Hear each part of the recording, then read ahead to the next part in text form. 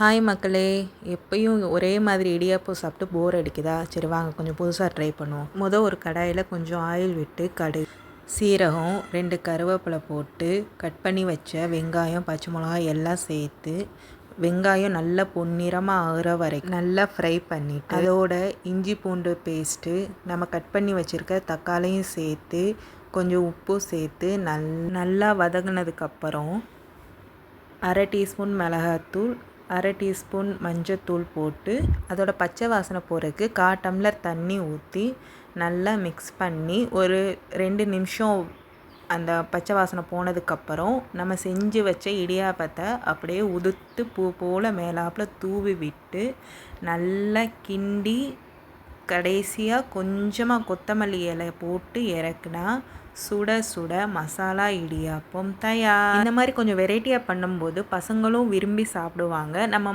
மத்தியானத்துக்கும் லஞ்சுக்குமே பசங்களுக்கு கொடுத்து அனுப்பலாம். ஆனால் நம்ம படிக்கிற காலத்தில் மத்தியானம் மேக்ஸிமம் ரைஸ் தாங்க இருக்கும்.